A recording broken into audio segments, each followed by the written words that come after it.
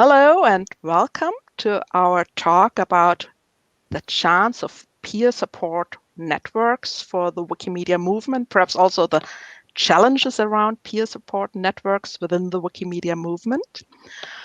We are here today not just to talk about what we think, but also to learn from you as an audience what you think about peer support networks, what you think is important for them to function, if they are something we should have within the Wikimedia movement.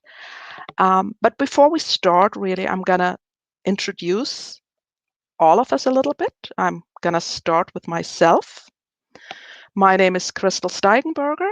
I've joined the movement as a volunteer in 2014, and I'm currently a senior trust and safety specialist with the Wikimedia Foundation. And in this professional role, I'm looking into what support we can give to peer support networks. With us today is also Leah from Wikimedia Germany, Wikimedia Deutschland. She is supporting volunteers there and leading a project on online communication, in which she also did some research into communication around harassment and how the targets of harassment feel. Also with us is Justice, a wonderful long-term Wikimedia volunteer from Ghana, who in his other capacities is doing mental health support for people living in Ghana. And last but not least, Natalia from Wikimedia Poland, Wikimedia Polska, who is also supporting the volunteers of the Polish communities, but is also part of the Volunteer Supporters Network. Each of us will talk a little bit about what we think about peer support networks, but we also want to hear from you. We want to know your ideas, your questions, what you think is needed to make peer support networks work. If you have doubts if that is a good approach, please leave your questions and comments in the chat so that they can be transported to the Etherpad, and we can hopefully have a small question and answer session at the end. But we will also move after the session to the Building 6, Table B, to continue the conversation with anyone who is interested to do so. And yeah, with that, I'm gonna start and ask, just mentioning, we already have peer support. Plushies are supporting each other within the Wikimedia movement, very important, and we have plushie support, cuteness support for the session. I think there are also some other networks, great networks, like the Wikimedians in Residence connect with each other and support each other. There's in the German language Wikipedia, I know that from my own experience, a network that is calling Femnets, where women are supporting each other. I think similar structures already exist, but they are not necessarily focused on this point of targets of harassment. So I'm going to try and find out what Leah, from her professional experience, first thinks about peer support networks for the Wikimedia movement. From her experience, the work that she has done mostly with the German community, but also perhaps from her professional perspective elsewhere. Leah, do you think peer support networks could help targets of harassment in the Wikimedia movement? And what would such networks need to be successful? Hello, everyone. Thanks, Crystal, for the intro. It's my first Wikimedia, so I'm very excited to be here. Before I answer your question, let me also give a short intro and more background information of the project. As Crystal already said, I'm working in a project for online communication culture for the German community. The project's goal is the improvement of conflict regulation by empowering the community basically to find its own solution, to analyze the conflict regulation structures and systems, and yeah, develop it into a more constructive direction. And the project is very young. I'm only working in the project for 2 years now, and what I came across was always the wording or the narrative about the harsh tone, and I was always wondering, what's this harsh tone everybody's talking about? And it seems like it belongs to Wikipedia, and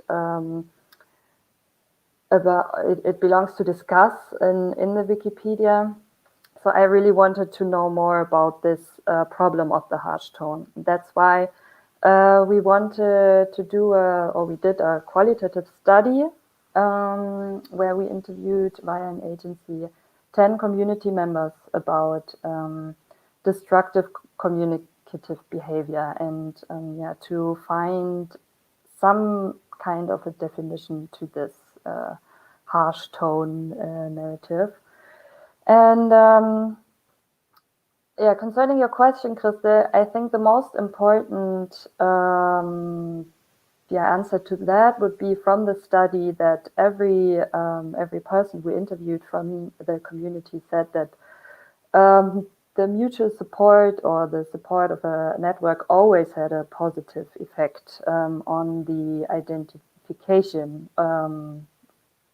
from the community with the project, and also had a positive effect on their own activity in the Wikipedia. So the more support they get from others, the better they are connected to others, the more active are they in the Wikipedia.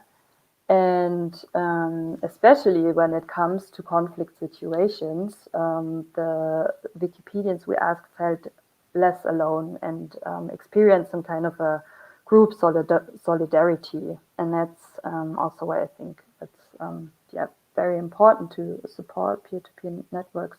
They also mentioned that or suggested more mentoring. And yeah, I definitely think peer-to-peer networks are also important when it comes to harassment, because people can learn from each other about their own privileges. They can talk about people who are affected by harassment in different ways. And what I think would be very important about these networks is that they need to be accessible, and that the knowledge management about these networks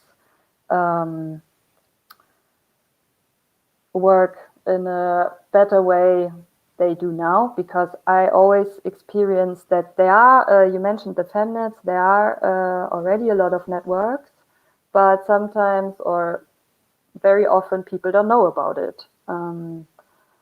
So yeah, I think the knowledge management are a crucial part in setting them up, and that's for me. Thank you. Thank you for those insights. For the participants, for the attendees in the room on Remo, if you have questions, please put them into the chat or directly into the Etherpad. We will come to those questions a bit later. For the moment, I would like to ask you basically the same question, Justice, but your experience is that of a volunteer, but also of, yeah, we could also call you, I think, a mental health activist. So from that perspective, do you think peer support networks are something that could help targets of harassment in the Wikimedia movement? And if so, what would they need to be successful? Yes, so I think peer support would be very much important in the kind of setting that the Wikimedia movement is, especially when most of the activities are online. So a lot of the actual harassment things go on the wikis, and so once people have that experience, it's going to discourage them from going back on there. So For me, I think the model that would work is having like a peer support group or a sort of mentorship group that would mentor newbies and old people who come into contact with some of this harassment, especially when it looked like the harassment is targeted at a particular group of people. Um, we, from my perspective as a mental health advocate, I feel we have very less channels of support for people like that. And so once we start building coalitions of support around various groups, it's going to translate into people caring much about each other. Um, I don't think you necessarily need a sort of to be a professional in the field. You just need to have a basic idea of how to support each other. So, for me, for instance, in my other work in mental health advocacy, anytime I've made myself very open to everybody. If you need any mental health support or any you want to speak to people, this is the channel that I've opened up for about myself. So people are free to come to me, speak to me if they need recommendations on which professionals to seek and all that. I help them. I put them in touch with the real people, and then I follow up with them to see if they're real. So this kind of peer support, when translated to the Wikimedia movement, is going to go a long way to help um, some of the targeted harassments that people face on there. Especially when context comes into play. Um, we in Africa, our lived experiences are very different from maybe somebody in the global north or elsewhere. And so once we ourselves support each other, it's going to go a long way to foster more unity among ourselves and then make it easy for people to open up when they feel they are being harassed and all that. Thanks very much, Justice, for those also important hints about the need of context. That peer support is something that will probably work well if people have the same context, and that we really need to think about what the word peer means. Again, like I said before, if anyone in the audience wants to ask questions from Justice, please put it in the Etherpad or put it in the chat so that it can be brought to the Etherpad. Natalia, you already yesterday told us a lot about the work you did for Wikimedia Polska, how you try to support volunteers also against burnout. And I would love to hear from you what you think about volunteer networks, what you think it needs for them to work well. And yeah, if you think they are something that the Wikimedia movement could benefit from. Yeah, let me start with saying that already some Wikimedia magic happened, because in Wikimedia we get inspired by the things what people do. And Leah, Justice, I listened to you for like 10 minutes and I already super inspired. You're doing amazing things. So I'm happy to be part of this talk with you. So I think that the support networks are super important, because this is how we function as human beings. Our brains are built that way. Then in order to feel safe and to be resilient, we reach out to other people, and having kind and compassionate and friendly connection to other people, this is something that will keep us feeling good even in very difficult situations. And I experience this as a professional myself, because I'm a community support officer in Wikimedia Poland. So I don't only work with my brain, I work mainly with my heart, and my basic fuel is empathy and enthusiasm for the amazing Wikipedia community. And this is the fuel that can run down. And I get my support from the people, from my peers, from other volunteer supporters from the movement, who are united in the amazing volunteer supporters network. We have a page on Meta. I will link it on Etherpad. And once a year we meet and we talk about challenges in our work, and those meetings, which are confidential, there are no notes, and we don't talk about what we share during those meetings.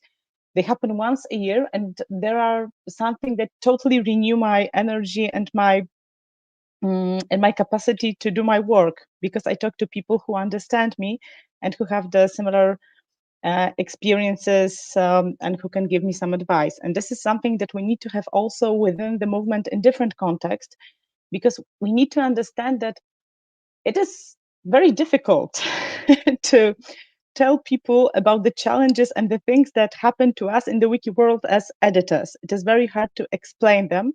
So we cannot get as much connection from our even friends and family outside from the movement regarding the very specific wiki situations. So it's super valuable to have a network of people who would support us within the movement. And for example, administrators in the projects are super vulnerable to burnout, and I just spoke about it yesterday during my session, because there are targets of harassment. They are targets of harassment all the time. I know administrators that are regularly receiving death threats, for example. And when they can talk with other administrators, they can feel resilient and feel more capable of doing their amazing work for the project. And in order for those support networks to be effective, I think there are two things. They should have clear rules how they function. For example, what can we bring outside and tell to people, and what we're keeping confidential within.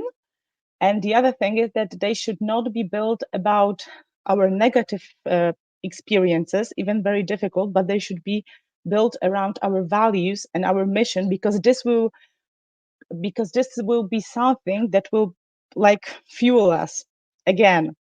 So I think that that this is it. Plus, basically, a lot of safety rules working within. So yeah. Thank you for those two important, really important points. The one about rules for such networks, and the other one about, well, you started with saying you're working with your heart. And in the end, you said we need to build networks not around the problems, but around basically the solutions, the good things. I saw that we have some really interesting questions from the Etherpad already. We have about a bit more than 10 minutes left, so let's try and go through them. I'm going to read them out. So the first question we have is, can wikis without a strong power body, like an arbitration, truly address harassment? Sysops without government over them impose double standards, that is, ignore harassment of their opponents. Does one of you have an idea how we could, how to answer that question?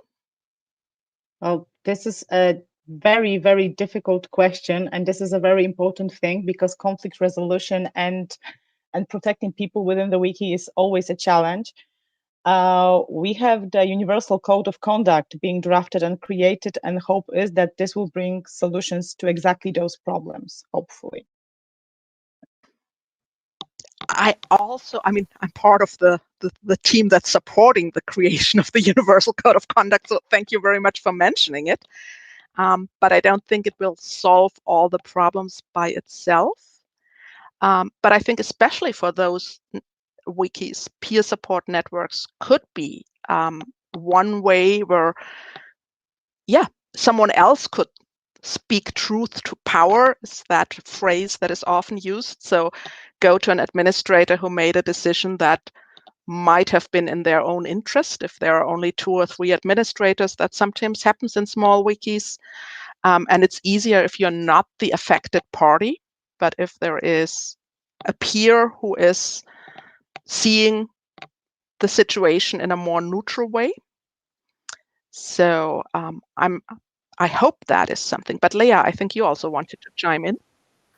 Yeah, I'm always wondering what we can do better in terms of technical tools, especially when it comes to harassment. If there would be something like a flagging system, like we know from some social media platforms. Harassed people would have a choice to have a voice or to speak out, also anonymously. So yeah, I'm always thinking what we can do technical wise. And I can tell you that that is something that the current drafting committee for the enforcement guidelines for the code of conduct is proposing. So the draft is, since yesterday, it's live. I would love to put it in the general chat, but I'll put it in the other pad after the session, so people can go there and look at that. That is something that is being proposed. It will take a time to be developed, but yeah, I think technical ways to report harassment are important. I would just love to add one more thing, because I remember something that one of my favorite volunteers, Gdarin, I don't know if you are listening, but yeah, he said sometime about harassment in a wiki that sometimes in Wikipedia we are like passengers on a bus. We are sitting in this bus and suddenly a very angry and aggressive man or two aggressive men comes in and they started shouting and misbehaving, and they're starting attacking a single person. And this single person cannot really defend themselves. If one passenger stands out, it won't be enough against those aggressive people. But if the whole bus will stand up and say, "Hey, you cannot act like that. Get out of the bus," people will feel safe. We need to be, and whatever, if it's a single admin or if it's an external vandal, we need to be very mindful about how other people on the bus are feeling and being united when we see a threat. Thank you for that link basically to real life so that we can imagine situations in a different way. I'm going to read out the next question. So there's a question, probably the biggest challenges would be getting more harassed for calling out to a support group, and also a challenge of harassers rather than harassment victims potentially joining. As I understand it, your approach, Natalia, of creating support groups that are not about harassment, but about positive issues like the women supporting each other in creating articles on certain subjects that are interesting to them, or like you supposed just as African Wikimedians connecting and helping each other might help against this. So it's not a support group just for people who are being harassed. I think the second part is more difficult to address, how to keep the harassers out of such groups. I am thinking for every peer support group, there's a very basic rules and regulations that are adhered to. So regardless of who an harasser is, if they want to sign up to such a group, it means they have to go by the rules of the group.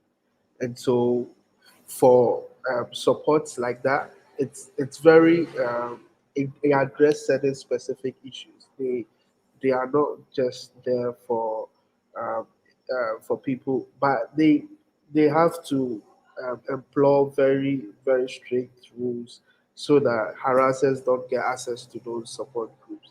And it's a bit difficult on the wiki, but when you know people and you form a group, it's easy for you to have a collective mind, or have a collective tone of where you want to go and how you want to address certain issues. And so I don't think it should be difficult, and I don't think support networks would breed harassers, because they are very very specific rules and regulations that you have to follow in order to deal with such issues. So this comes back to something that Natalia said about the rules.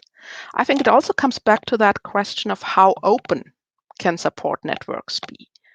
That is one of the big. Yesterday, I don't know if one of you heard the talk about the paradoxon of the open. And I think that is one aspect that wasn't really explored in this talk, but it's another part of this paradoxon that we need to close some places to enable people to open up and to trust. And that is something that we will have to think about in a very good way, especially for those peer support groups. But thank you to whoever posted that question. That was a really important part. I'm moving on to the next question that we have 4 more minutes and a lot more questions. Please follow us or follow me to building 6, table B after the session, because we will not be able to answer all those questions. There's the next question. Where can we go now besides trust and safety to ask for support when we are struggling? I'm an old timer struggling with unresolved conflicts, but not harassment. I don't know where to turn to.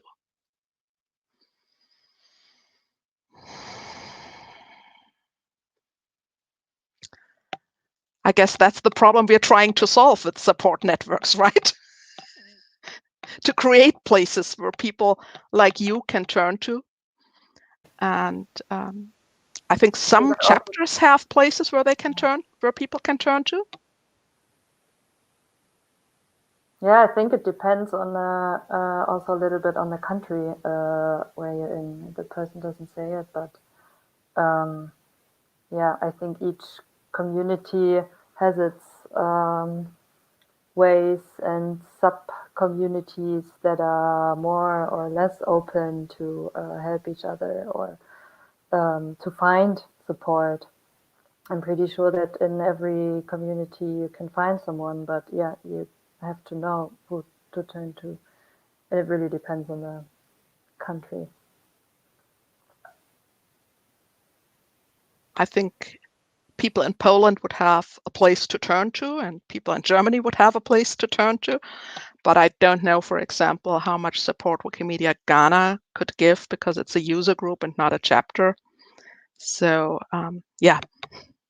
For Wikimedia Ghana, we are very conscious about issues like that, and so we are always open and making sure that peer support is something that we encourage. So we have like old Wikimedians mentor newbies, and then also we are very open for people to bring their questions or their issues, and if we have solutions to them, we help them solve them. So this is something that we champion a lot, because um, members of our group have are like big on mental health advocacy. So we are very mindful of how we go on with such issues, so that it makes it easy for people to come to us when they have problems.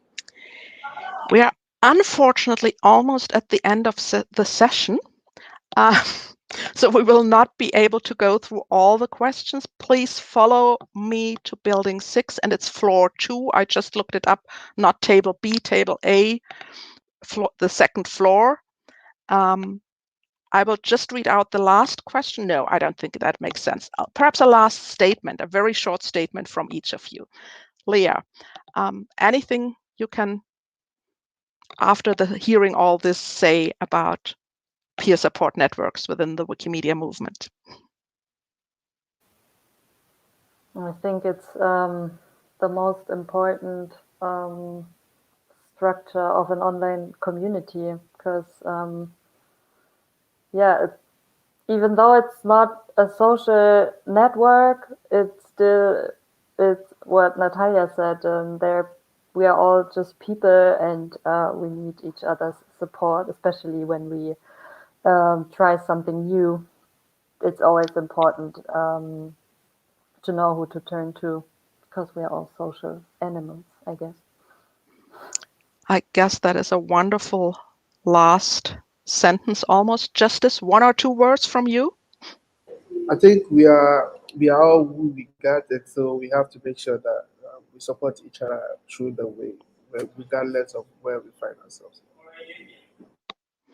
Natalia? Yeah, I think that we need in the Wikimedia movement, we need more trust and more connection, because very often we put roles before trust and control before trust. So let's build connections. Let's learn to trust each other, and let's support each other and care about each other. And then this movement will be even more amazing than it is now. So, Thank you very much. Thank you. thanks.